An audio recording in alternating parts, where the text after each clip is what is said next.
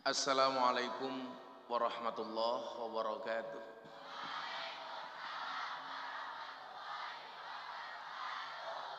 Hamdan wa syukran lillah, salatu wassalamu ala rasulillah Sayyidina wa maulana Muhammad ibni Abdillah, wala hawla wala quwata illa billah, amma ba'd.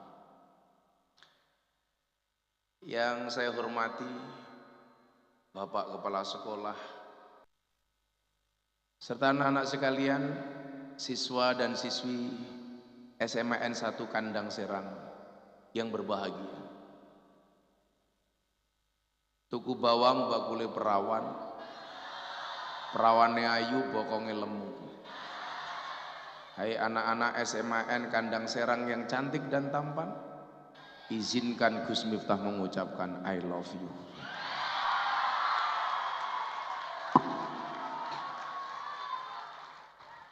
Yang tadi perjalanan saya dari Semarang, saya mikir tempatnya di mana?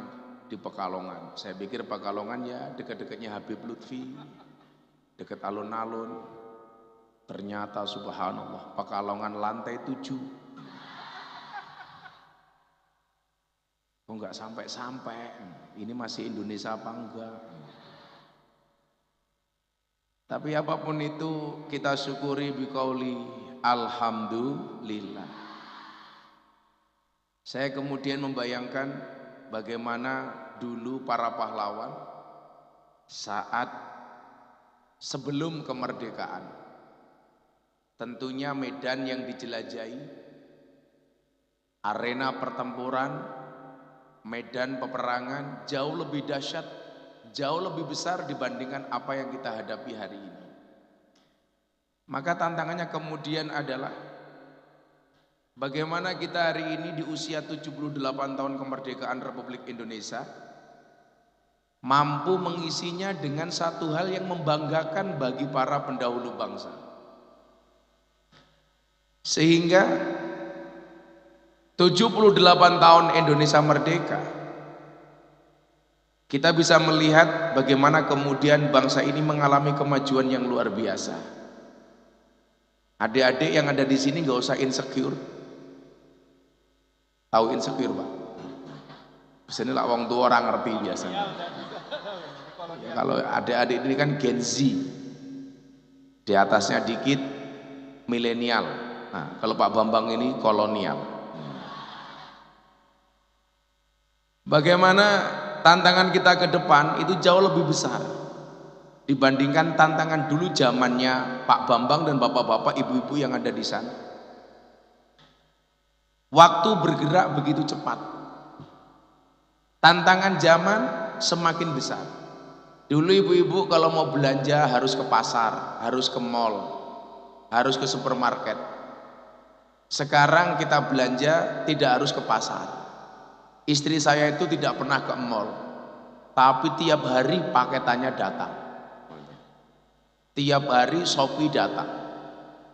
Dulu Pak Bambang dan ibu-ibu sekalian, bapak ibu, kalau mau kirim surat harus ke kantor pos, menggunakan jasa pos. Terutama menjelang lebaran, kartu lebaran harus kita kirim melalui kantor pos.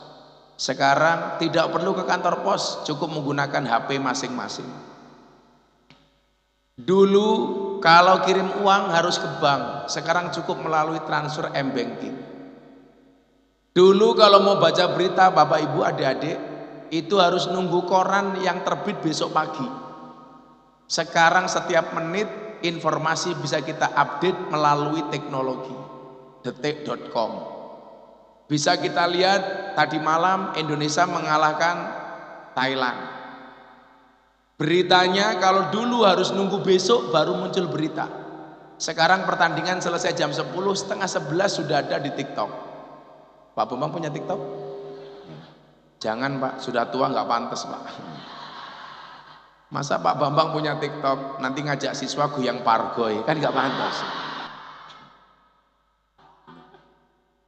Masa kalau anak-anak kecil gini bilang pelan-pelan Pak sopir ya masih pantas. Kalau Pak Bambang nggak pantas, malah cuak, itu juga nggak pantas. Nah, Artinya apa? Bahwa kita harus siap menghadapi tantangan ini dengan segala plus dan minusnya.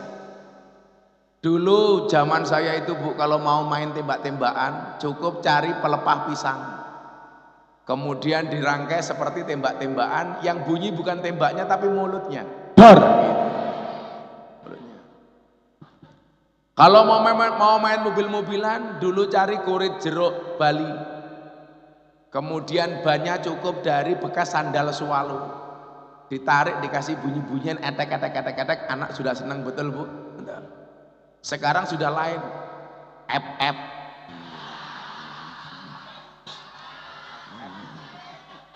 ML. Mobile Legend. Gitu kan. Dan lain sebagainya. Dulu jangankan kok pakai LED, proyektor macam-macam. Saya dulu ngaji turutan di masjid di Langgar. Itu belum ada listrik, adanya lampu sentir. Kalau di sini namanya sentir apa ublik? Sentir Bu ya. Saya ngaji habis maghrib sampai isya, tidurnya juga di masjid. Jangankan kok keramik apalagi karpet. Dulu cukup bambu yang dicacah-cacah. Namanya apa itu Pak Polisi? Kalau tempat saya namanya galar, kalau di sini namanya apa? Keroto, pelopo. Jangan keroto Bu, kalau keroto itu pakan manuk. Dulu kalau kita bangun tidur tuh mohon maaf badannya galer-galer ke karu-karuan. Begitu bangun hidungnya ireng semua, kena angus. Lampu sendir, betul Bu ya? Kalau anak-anak zaman now sudah nggak ngerti. Nah, perkembangan begitu cepat, informasi yang kita dapatkan juga begitu cepat. Ini artinya apa? Kualitas anak-anak zaman sekarang harus jauh lebih unggul dibandingkan dulu generasi saya.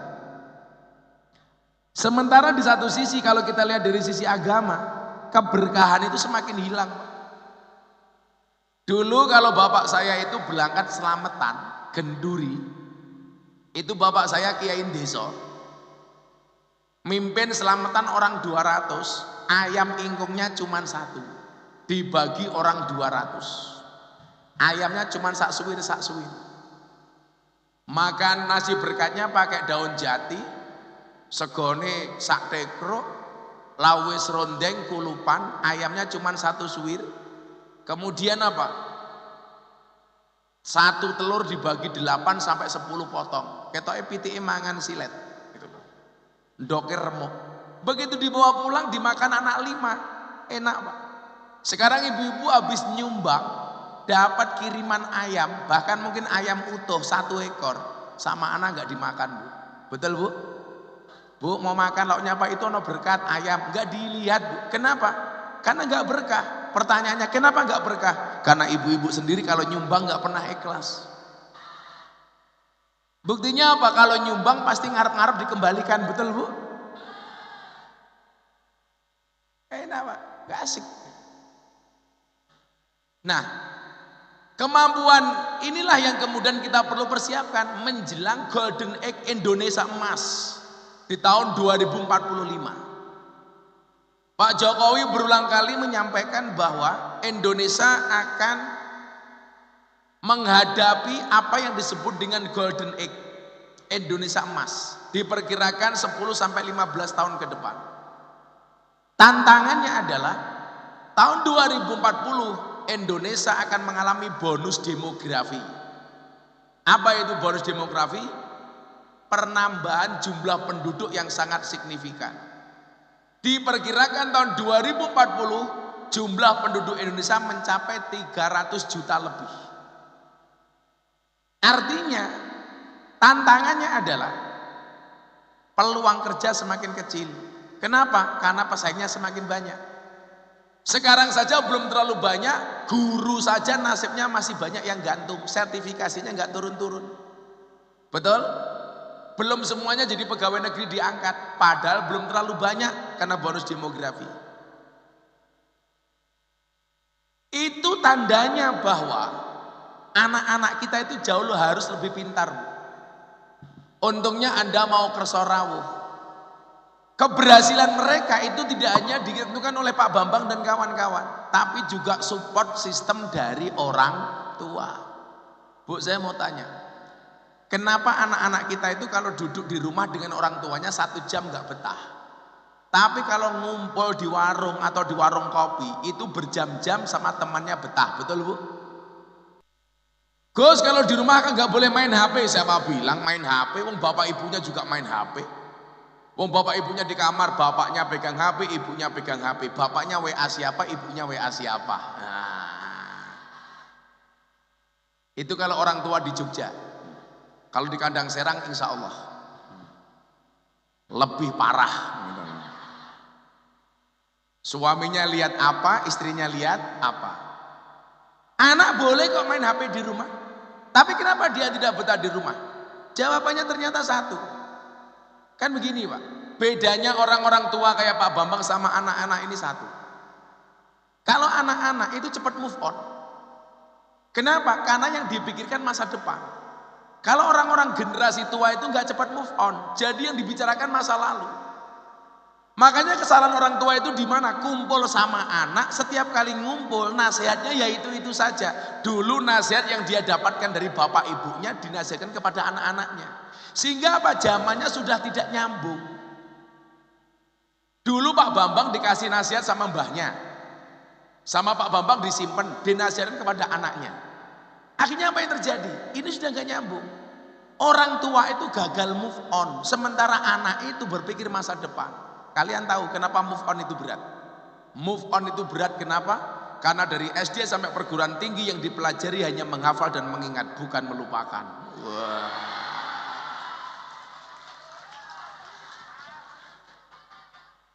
Move on itu pilihan, gagal move on itu cobaan, pura-pura move on pencitraan.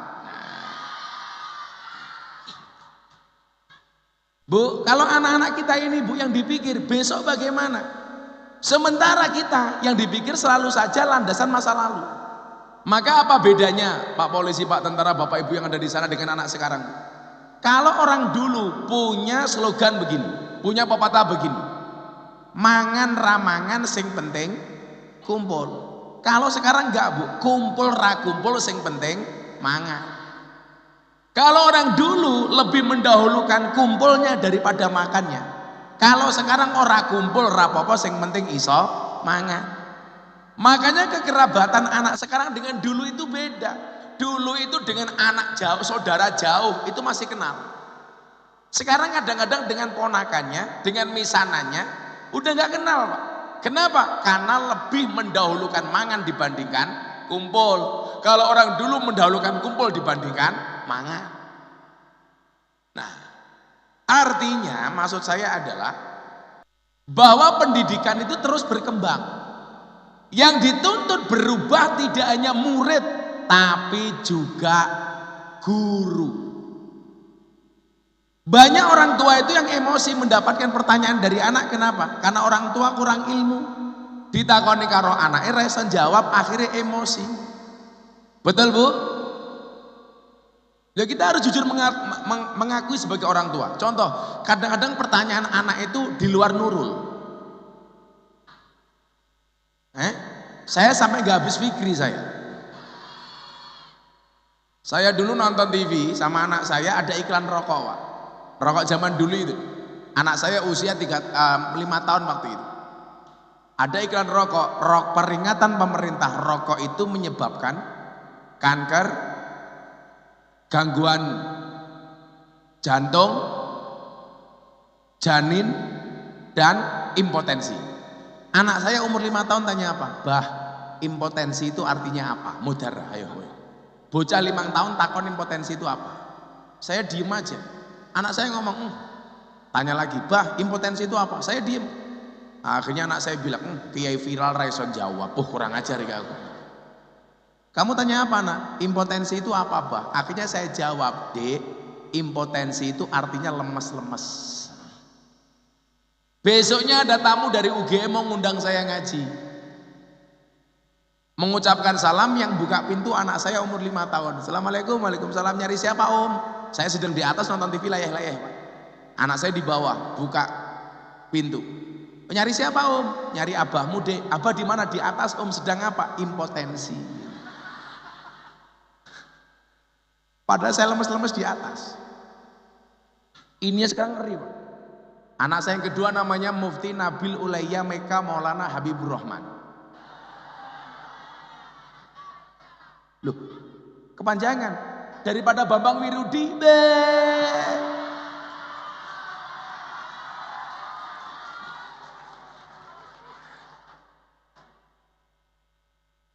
Sahabat kita dari Papua, kamu kasih nama siapa? Kamu kasih nama siapa? Yolinta Payagi. Yolince. Yulita Payagi, panggilannya Tauge gitu ya.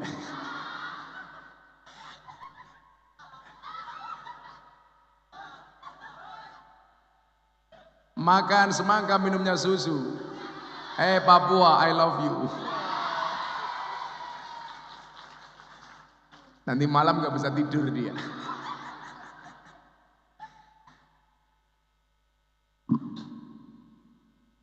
Anak saya nomor 2 itu Meka itu. Kritisnya minta ampun. Ngaji sama saya syuting TV di Jakarta. Saya bahas tentang keutamaan seorang ibu. Al jannatu tata aqdamil ummahat. Surga itu terletak di bawah kaki ibu. Pulang dia tanya, Abah, kenapa surga itu terletak di bawah kaki ibu?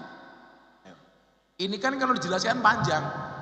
Dia tanya terus, Abah, kenapa surga itu terletak di bawah kaki ibu? Akhirnya saya jawab, iya nak, surga itu terletak di bawah kaki ibu. Kenapa? Karena kalau di antara 2 kaki ibu, surganya bapak. Saya bilang begitu. Kok Pak Bang senyum-senyum gitu?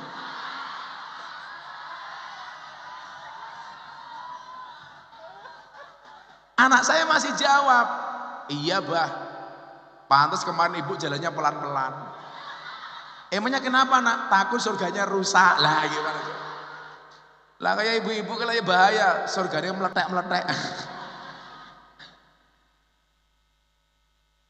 Nah, yang tidak boleh berubah itu cuma satu Pak. Konsep negara beserta ideologinya. Zaman ini berubah, bahwa kemampuan kita perlu kita upgrade dan kita tingkatkan, iya. Tapi persoalan nasionalisme, patriotisme, kebangsaan, ideologi itu tidak boleh berubah, tidak boleh diotak-atik. Ini Yulita, kamu Papua. Saya kemarin dapat tamu dari 500 anak Papua yang ada di Yogyakarta. Mereka minta saya menjadi bapak angkat kawan-kawan Papua. Saya sampaikan Pak konsep kebangsaan. Bagaimana Papua ini mendapatkan tempat yang istimewa di dalam negara kesatuan Republik Indonesia. Nah, begitu selesai acara saya dikasih oleh-oleh sama kawan-kawan Papua, koteka. Nah, saya bilang ini kotekanya bagus sekali. Tapi tolong saya jangan disuruh pakai, bahaya. Kita banyak yang nggak paham koteka ini. Kowe ngerti koteka kali? Wadah manuk goblok.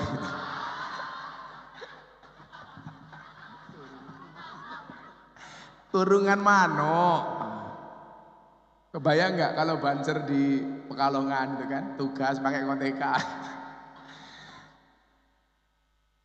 Tapi ini Indonesia dengan segala keunikannya. Kemampuan adik-adik harus di-upgrade. Tetapi dalam persoalan kebangsaan kita harus konsisten. Nah, celakanya hari ini adalah di tengah semakin gencarnya arus informasi yang masuk, banyak orang-orang yang mulai mengotak-ngatik bentuk negara dengan mengatakan NKRI bukan harga mati, Pancasila bukan ideologi yang pasti, artinya bisa diganti. Disitulah kemudian dibutuhkan sinergitas dari semua pihak. Contoh dari sekolah umpamanya, harus ada sistem bagaimana mengajarkan kepada anak-anaknya untuk mencintai negara ini. Contoh Pak, di Boyolali itu ada guru yang melarang siswa didik untuk melaksanakan upacara bendera. Alasannya apa? Hormat kepada merah putih itu tauhid, nyembah berhala. Di sini masih ada upacara apa enggak? Bagus.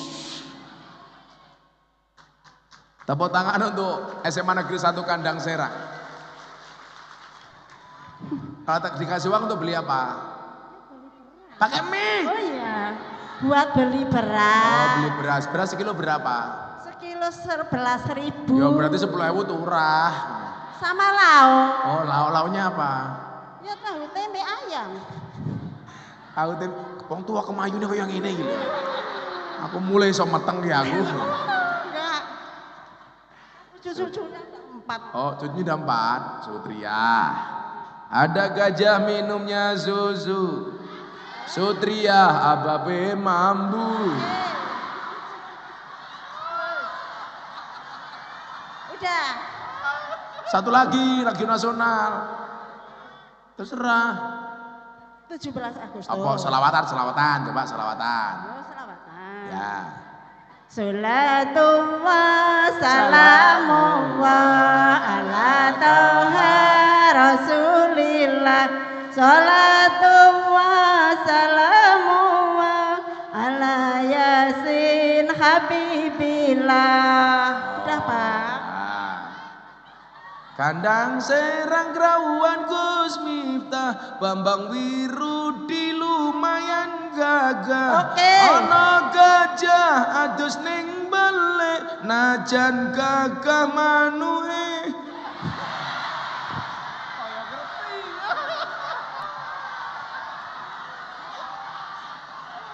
Apik.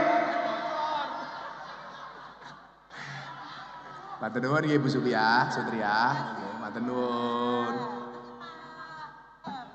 Nyawa bonusnya jeruk. Tak kayak jeruk kok enggak gaya. Enggak ngene. Halah. Lak panas kemayu lumrah ki tuwa kemayu.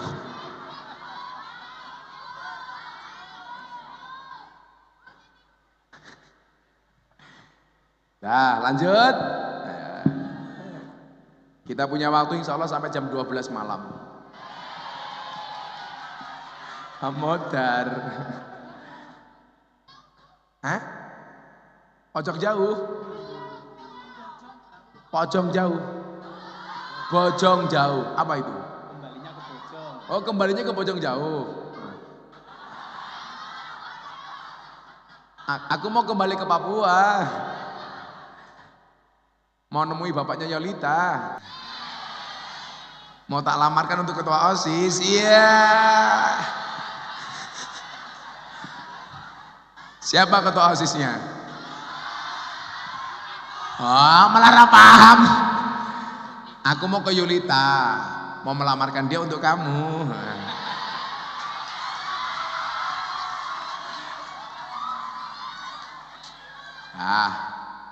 Sudah, Yolita belajar yang benar, OSIS belajar yang benar.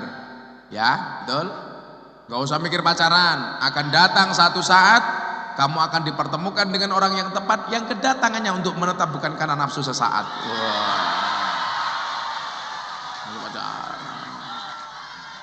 Ingat, cewek-cewek tak kasih tahu nih.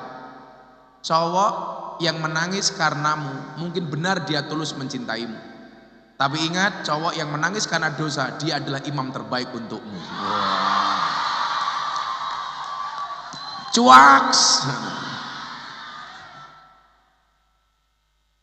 Ya, lanjut ya. Nah, kenapa tadi saya sampaikan anak-anak kudu ngerti Pancasila, anak-anak kudu ngerti Undang-Undang Dasar. Jadi begini, sekarang di media arus informasi yang begitu luar biasa, ada upaya-upaya yang kemudian pengen merubah ideologi. Contoh, ada ustadz yang mengatakan Pancasila itu bid'ah, orang kafir cinta tanah air. Nah ini, sebut Pancasila bid'ah, orang kafir cinta tanah air, kita cinta Madinah. Tinggalnya di Indonesia, tapi mengatakan orang yang cinta tanah airnya dibilang kafir. Ini tentunya pemahaman yang salah. Lah orang-orang seperti ini ciri-cirinya biasanya apa? Gampang menyalahkan orang lain. Kalau sudah berbeda dibilang kafir. Contoh kayak dulu Gus Miftah ceramah di gereja di Jakarta Utara tahun 2021. Kenapa saya berani diundang ke gereja kemudian saya mau datang dan ceramah? Ya karena saya paham Pancasila. Acaranya saat itu bukan peribadatan tapi peresmian gereja. Nah, sekarang saya mau tanya, Mbak Yulita dan mbak-mbak yang dari Papua yang beragama lain, kamu terganggu nggak dengan suara adzan kayak gitu? Kalau kawan kita orang non-Islam tidak merasa terganggu dengan suara adzan, kan seharusnya kita sebagai orang Islam juga tidak boleh terganggu dengan suara lonceng, betul? Makanya Pak Rudi, kalau Anda ke pondok saya itu yang besok ulang tahun ke-11 minggu depan ini, lingkungan saya itu 60% Katolik. Tetangga selatan rumah saya itu pendeta. Utara rumah saya kuburan. Seumur hidup saya tidak pernah bertengkar dengan tetangga utara saya.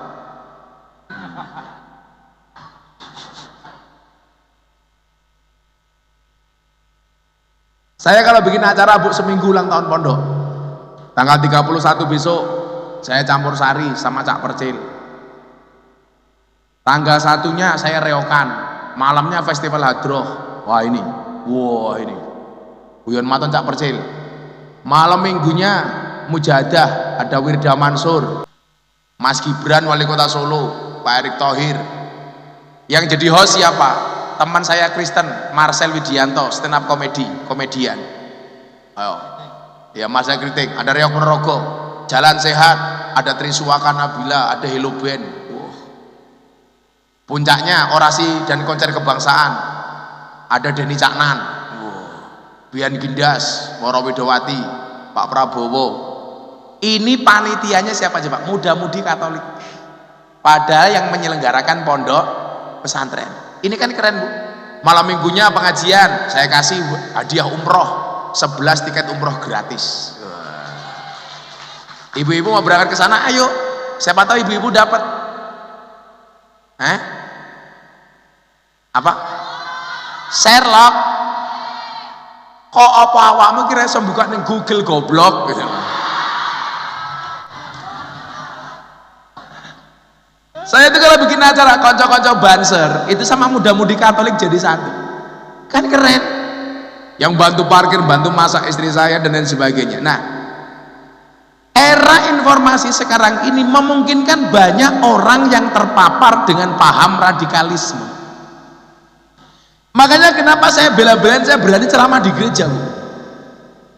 Orang bilang Miftah kafir, saya jawab nggak masalah, syahadat lagi. Orang kafir 70 tahun membaca la ilaha illallah sekali itu terbakar kekafirannya. Masa tiap malam saya tahlilan kok dibilang kafir?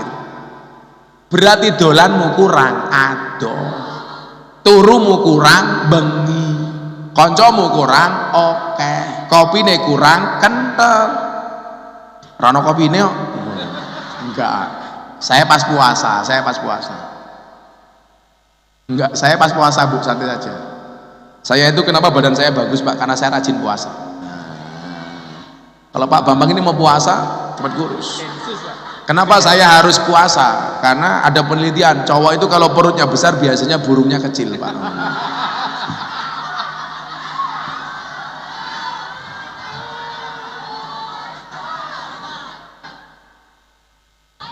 Enggak bahaya dah.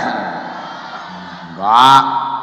Yang bahaya itu kayak kamu malam Jumat nggak punya istri, belum punya pasangan, nulis status WA malam sunah Rasul lah, wih bahaya, blow. Orang duwe bojo malam sunah Rasul kok karo sabun, serban.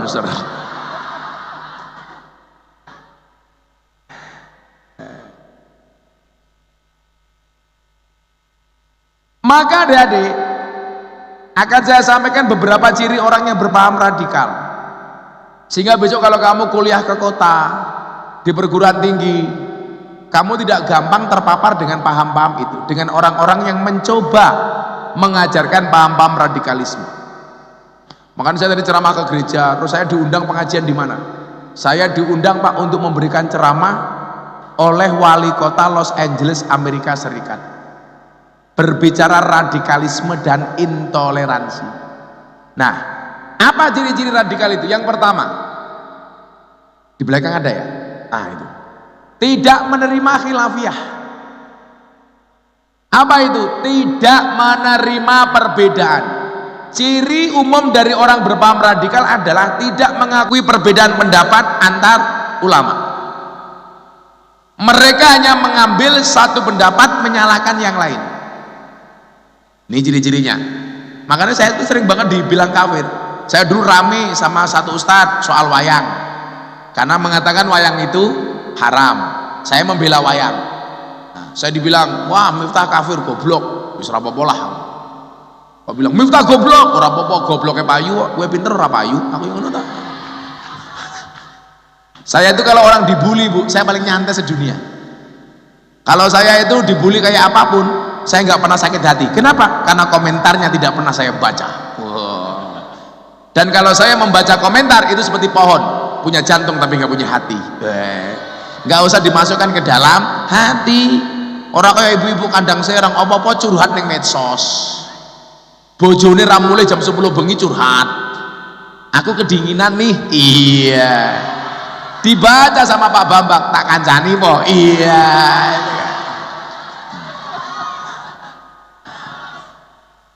Bahan sering melu komentar, WK.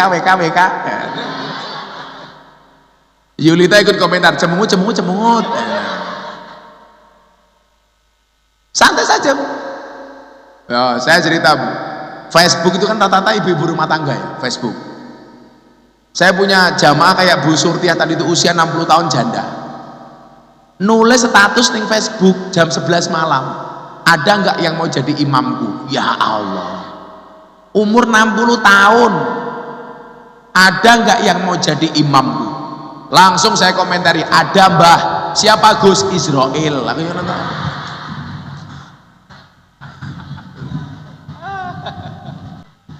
Orang radikal ini tidak bisa menerima perbedaan. Jangankan beda agama, beda pendapat saja mereka tidak bisa menerima. Padahal agama itu multitafsir. Contoh, saya dulu pertama kali pakai blangkon, itu dibilang Miftah kejawen. Sejak kapan blangkon ini menjadi identitas kejawen? Saya mau tanya, adik-adik coba kita belajar. Peci yang dipakai oleh Pak Bambang Wirudi ini agama apa budaya? Budaya. Maka namanya songkok nasional, bukan songkok Islam. Bapaknya Yulita di Papua pakai songkok boleh apa enggak? Boleh, karena itu budaya bangsa. Sama dengan blangkon. Blangkon ini budaya Jawa. Apa? Jawir. Lah jangan macam-macam dengan blangkon saya. Muktamar NU di Lampung saya lelang blangkon saya terjual berapa? 900 juta. Harga 90.000 saya pakai 10 tahun saya jual lagu 900 juta. Karo sirai matamu kuwi karo sirai iki lho. 900 juta karo ndase jenenge. Ndasmu kuwi. Saya konser kebangsaan sama Habib Lutfi di Jakarta Convention Center sama band Padi, saya lelang blangkon saya terjual 900 juta. Blangkonnya 900 juta li, piye sarungi. Wow, apa meneh?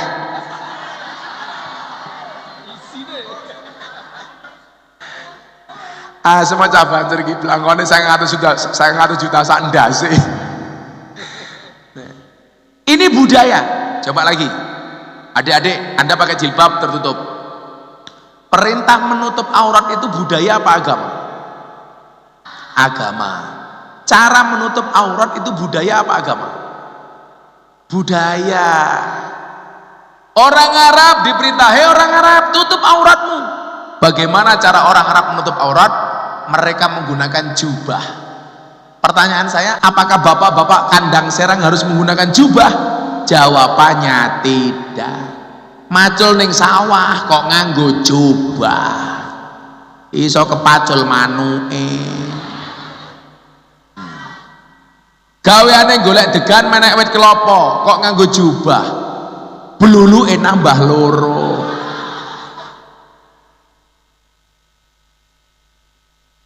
Lato-latone ilang.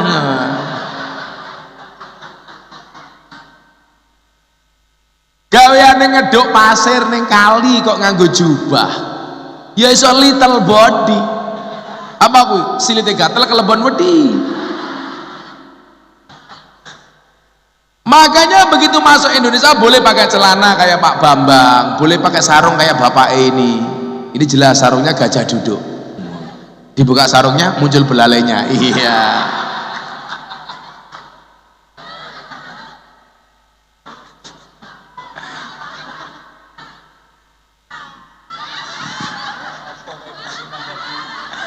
Ibu-ibu penasaran. Oke, kalau nggak percaya, ayo sepil, ayo.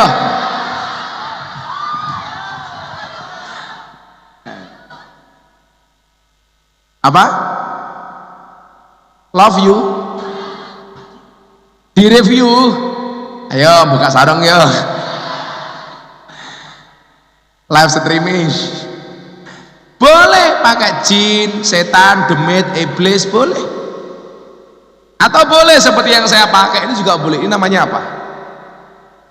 Rok matamu rok lho. Koyo ngono rok. Ini namanya apa, Bu? Malah kulot.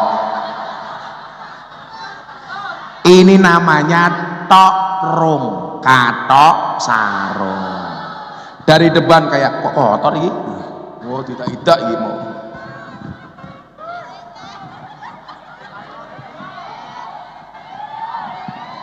Ini dari depan kayak sarung, dari belakang kayak katok. Halo. Tak buka ya ora apa-apa. Gayane Yurita begini. Apa? Sepatunya kenapa? Kamu minta? Nyoh. Ini budaya.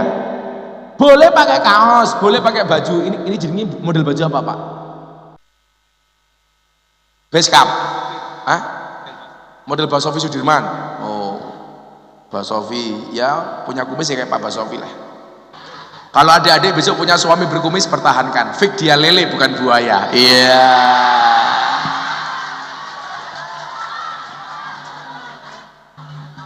Selebeu.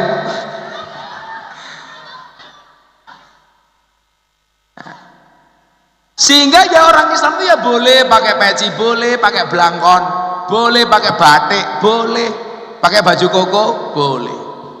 Baju koko itu bukan baju muslim, itu baju Cina, maka namanya koko. Coba kalau baju muslim, ya namanya gus-gus. Loh, kowe lek nganggo baju ini jenenge baju apa le? Baju koko. Karena itu tradisi dari Cina gitu. Nah, makanya boleh kita pakai peci, boleh pakai belangkon, boleh. Ini belangkon saya kalau di Arab terkenalnya minta ampun. Saya kemarin haji, saya di bandara pakai belangkon, jalan-jalan pakai belangkon. Ditanya sama orang Arab, mahada, ini apa? Aku mumet belangkon, bahasa Arabnya apa? Akhirnya tak jawab, hada belangkon.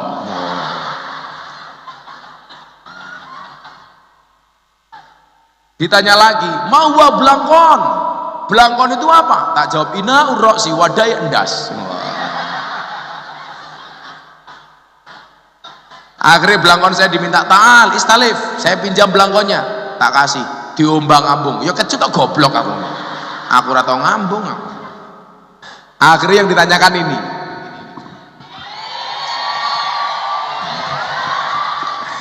ini, kalau di sini namanya apa? Oh, pentol kaya bakso yang ngawur. Bedanya belangkon Jogja sama belangkon Solo. Kasultanan Jogja sama Kasunanan Solo itu terletak pada ininya. Kalau belangkon Jogja itu ada bendolnya, ini namanya mondolan. Kalau Solo itu nggak ada ininya, krepes. Nah, ondol-ondol, mondol. Saya ditanya, wah mahada ini apa? Ada bom, cangkemmu kuwi aku. Jawab, ada mondolan. Kenapa orang Jogja bikin belangkon jendolnya di belakang? Ini pengen menggambarkan bahwa penyesalan itu tempatnya di belakang. Karena kalau di depan namanya pendaftaran. Sama, kenapa rumah tangga itu rumit? Iya, karena kalau sederhana namanya rumah makan.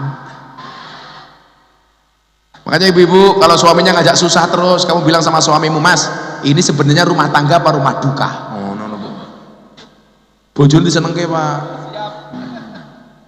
Lah napa gaji langsung kasih istrinya. Jangan disimpan sendiri. Saya itu sepakat keuangan rumah tangga dipegang oleh istri. Kenapa? Karena kalau keuangan rumah tangga dipegang oleh suami, berpotensi untuk membahagiakan istri lainnya.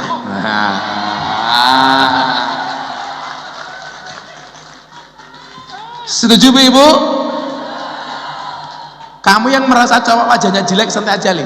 Tutupilah wajah burukmu dengan bagusnya rekeningmu. Karena sekarang cowok good rekening itu lebih menarik daripada cowok good looking.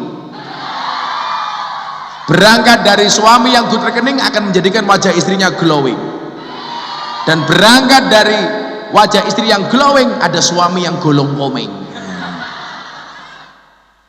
Nih wong wedok-wedok kae ingat, yang dirawat jangan hanya mukamu tapi juga tungkakmu. Raine mulus, ya Allah, tungkake meletek-meletek yo.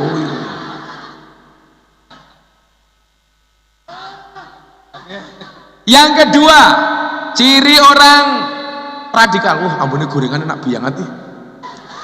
Wong poso malah mambu gorengan. Kere. Jadi lemes aku. Ya Allah. Ya Allah, imane tipis matamu kuwi. Sing poso aku sing cerewet cangkemmu, Cuk. Wong mambu gorengan imane tipis iki ta. Daripada aku mana mau tipis saya. Rapat saya sepil. Iki kok apa Bambang janjan. Oh debu. Malah ibu-ibu kono mriki Gus kalau seluse jangan. Nanti Bambang jadi nafsu.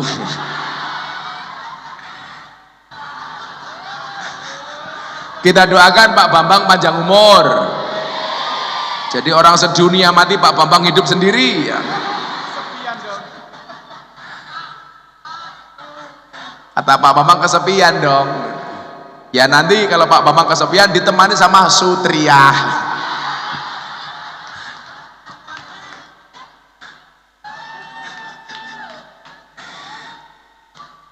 Yang kedua, orang yang radikal itu pahamnya apa? Tidak punya dasar keilmuan.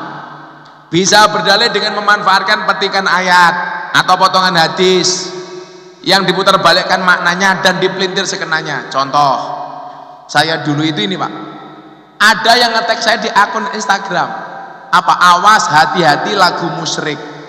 Iki apa meneh lagu musyrik? Saya tanya, apa itu lagu musyrik? Ternyata yang dimaksud dengan lagu musyrik adalah lagu Padamu Negeri Kami. Ibu-ibu ada yang hafal enggak? Padamu negeri kami. Polisi nih.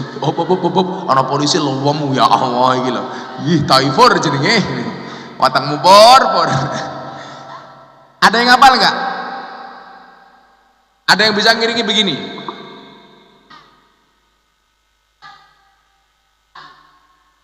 Oh, apa? Yes. Ibu-ibu sana tak kasih.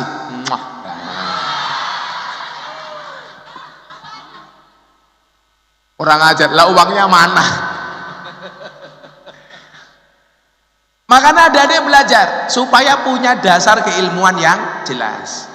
Yang ketiga, eksklusif. Ciri lainnya suka eksklusif dalam berkelompok dan cenderung merasa kelompoknya saja yang paling benar. Semuanya dianggap salah. Pokoknya kunci di surga dipek dewi. Sing liya neraka kabeh. Yang keempat, anti Pancasila. Nah, ini yang paling mengerikan. Menganggap Pancasila sudah tidak cocok dengan Indonesia. Padahal mohon maaf, Pancasila itu hari ini sampai hari ini terbukti ampuh mempersatukan bangsa Indonesia yang terdiri dari 17.000 pulau, 1.700 suku bangsa, 739 bahasa, dan 6 agama: Islam, Kristen, Katolik, Hindu, Buddha, Konghucu. Pancasila terbukti ampuh. Dan yang terakhir adalah orang yang radikal memusuhi orang yang beda agama.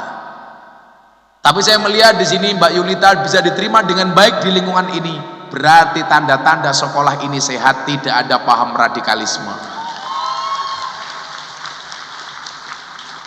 Saya itu kalau Natal, Julita, orang yang pertama kali mengucapkan selamat Natal kepada tetangga-tetangga saya. Apa ucapan saya? Untuk sahabatku Nasrani saya ucapkan selamat merayakan Natal. Rayakan Natalmu dengan bahagia dan sukacita, sebagaimana aku orang Islam merayakan Idul Fitri dengan bahagia dan sukacita. Begitu saya ngomong begitu, Pak, Miftah kafir, jadi Kristen. Alah, siapa? Masa gara-gara saya mengucapkan selamat Natal saya jadi Kristen? Enggak. Buktinya apa? 10 November saya mengucapkan selamat Hari Pahlawan, saya juga tidak jadi Avenger. Thanos. Itu yang jomblo, temannya menikah, selamat menikah, tetap jomblo.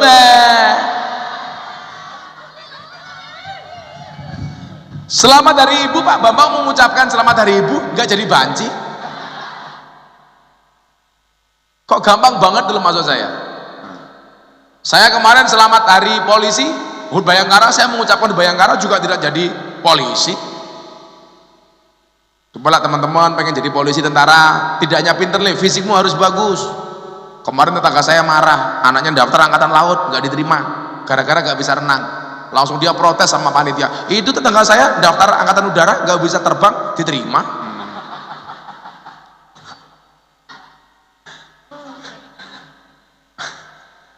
Lah, santri saya itu daftar tentara angkatan darat ditolak gara-gara giginya jelek. Langsung panitianya saya telepon, Pak Panitia, kenapa santri saya nggak diterima? Mohon maaf Gus, giginya jelek. Alah Pak, tentara aku sesuk tugasnya perang itu tembak-tembakan, orang cokot-cokotan aku.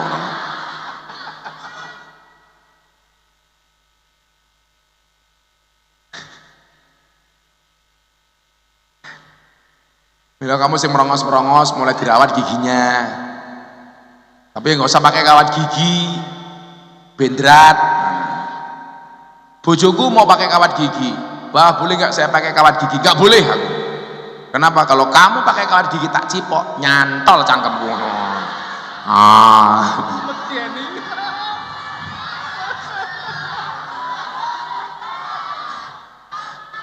Kenapa ada toko wayang Buto Cakil? Soalnya waktu itu Buto Cakil nggak pakai bendrat. Ya kalau wayang itu ibarat wayang, saya kayak siapa Pak Bambang? Kresno lah, Kresno. Lah Pak Bambang ki yo Sengkuni lah.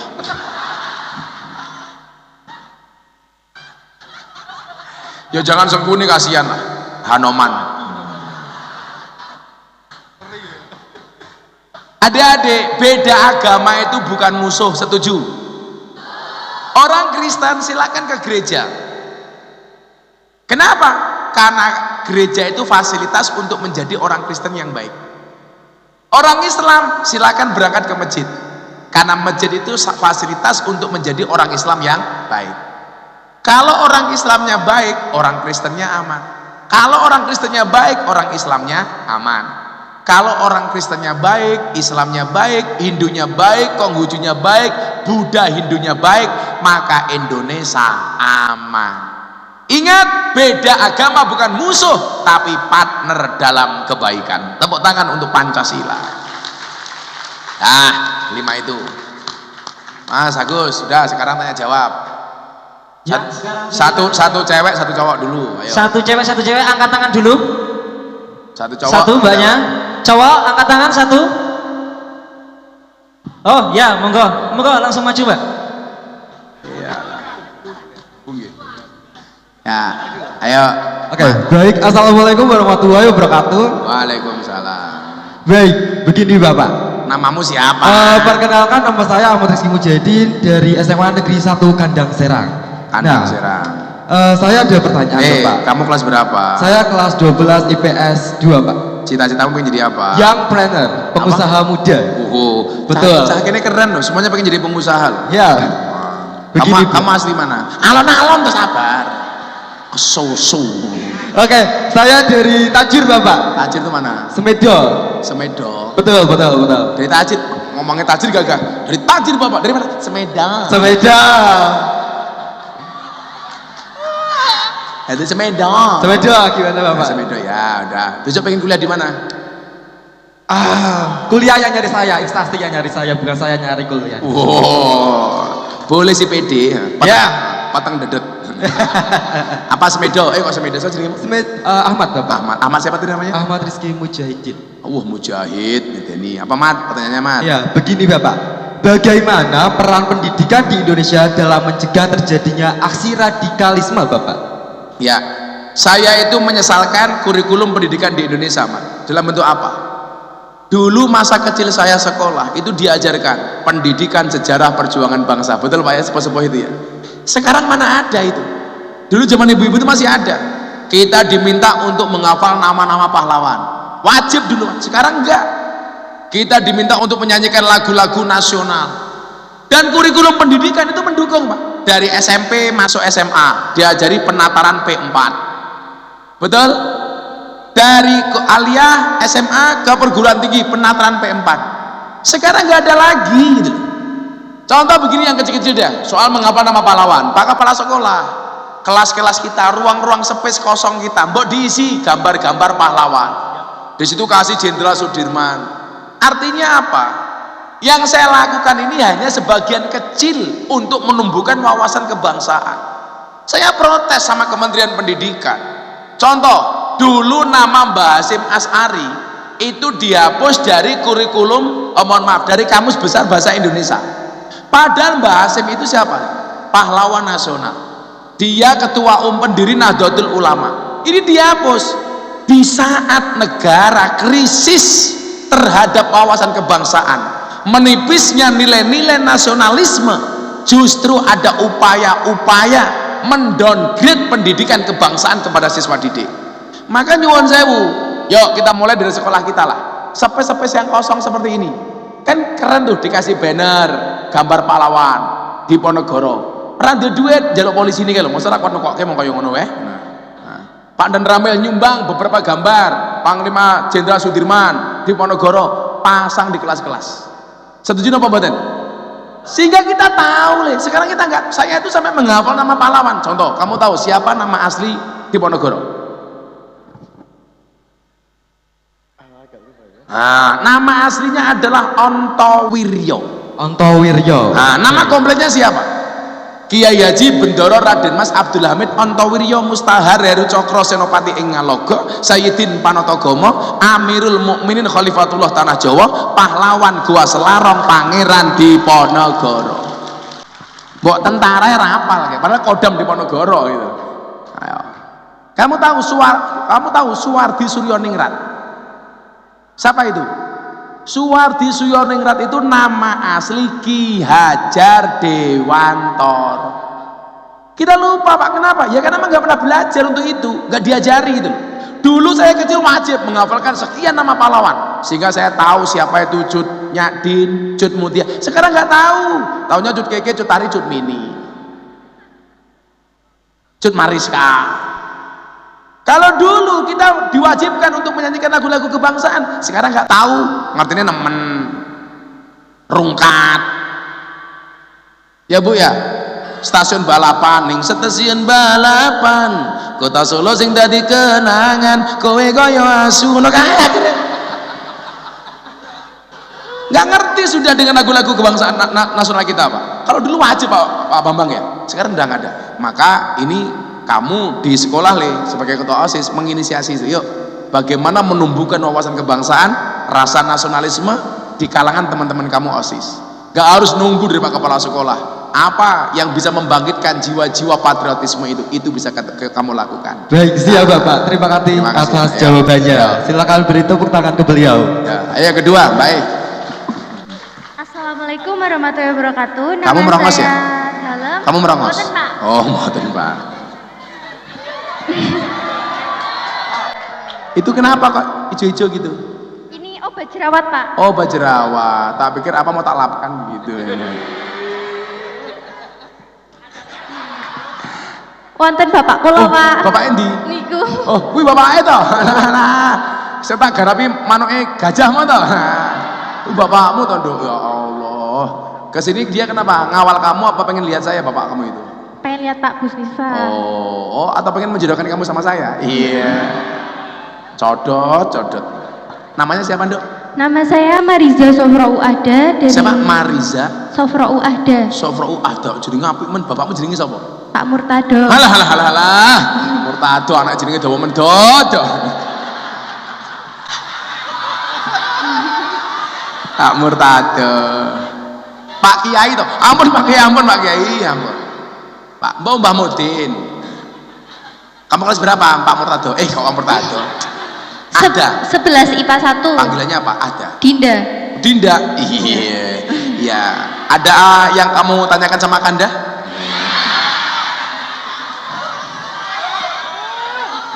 Dinda, cita-citanya pengen jadi apa, Dinda?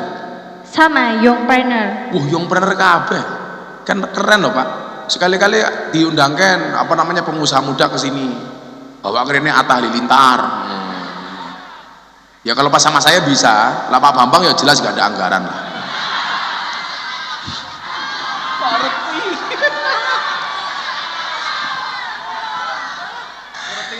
Ngerti rahasianya aku. Apa Dinda pertanyaannya, Dinda? Jadi gini. Enggak, yang partner itu kamu pengen jadi apa? Punya gambaran? Kenapa? Punya gambaran pengen jadi pengusaha apa? Kalau saya sih mau jadi pengusaha tambang. Tambang betul. Nikel ya. Biar ngalir Pak duitnya. Itulah cewek. Selalu saja duit saja yang diomongkan. Bisa jadi pengusaha batu bara, barang Tuhan bagi rata. Ya, siapa ngerti cita-citanya pengen jadi pengusaha batu bara, faktanya jadi penambang pasir, Ampun. Apa pertanyaannya? Saya tadi kan lihat baju yang dibagiin kan ada tulisan Gus Miftah. Presiden bagi para pendosa. Presiden para pendosa. Ya. Saya juga sering baca tuh di artikel. Nah, saya mau tahu makna lebih lanjutnya tentang Gus Miftah, Presiden para pendosa. Yuk kita privat aja yuk.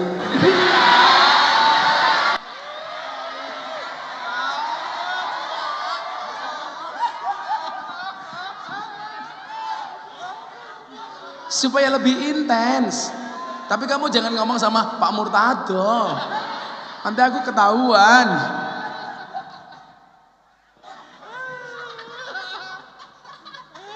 Ya Allah. Jadi begini, Dinda.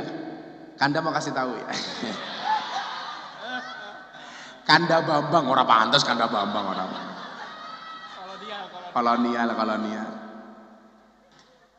Saya itu dapat julukan Presiden para pendosa di lokalisasi Doli. Doli itu di mana, Dok? Surabaya. Itu lokalisasi terbesar di sana. Karena aktivitas saya belusuan ke tempat lokalisasi, klub malam, karaoke, puskesmas. Apa itu puskesmas? Pusat kesenangan mas-mas.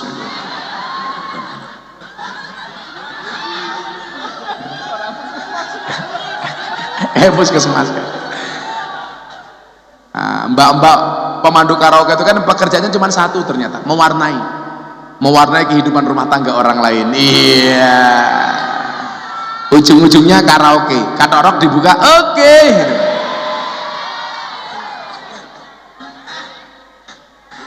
Maka muncul istilah purel, perempuan rela diusel-usel.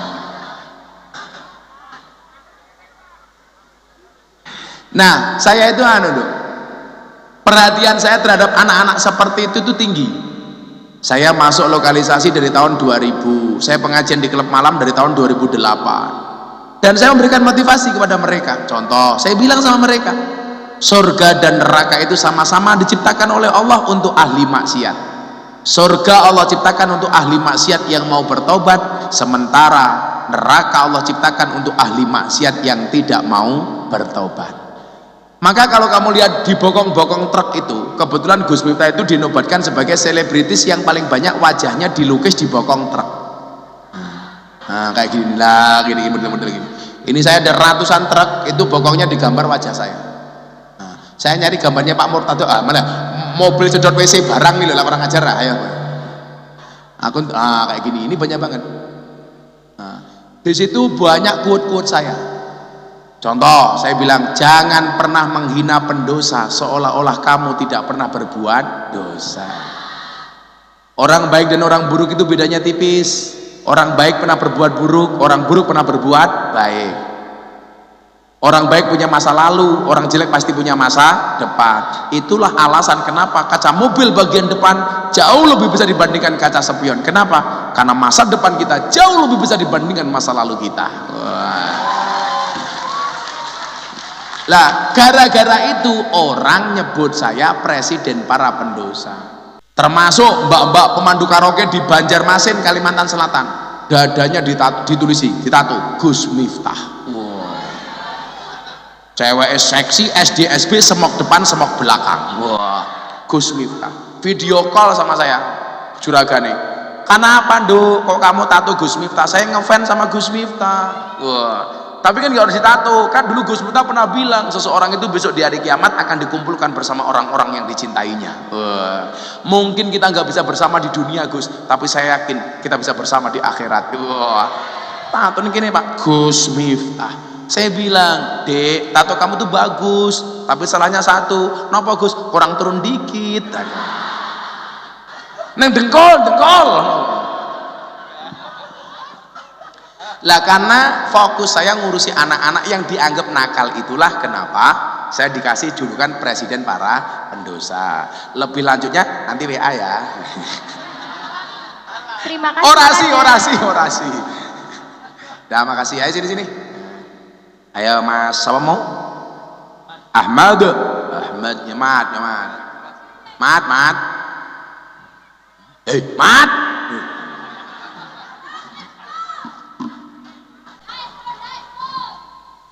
Siji loro ya. Kalau si Dinda mau tak kasih sangu apa dikasih nafkah? Iya.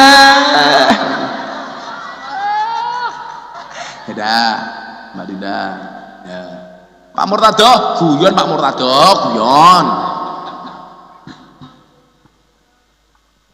Ya, kita doakan. Ya boleh. Untuk kamu apa sih yang enggak? Sini tak fotoin sama Pak Bambang sini. Ya dah, sana sama Bambang tak foto sini. Oh, kita selfie. Sama kalau saya sudah biasa gitu. Nanti tolong si Ahmad di crop ya.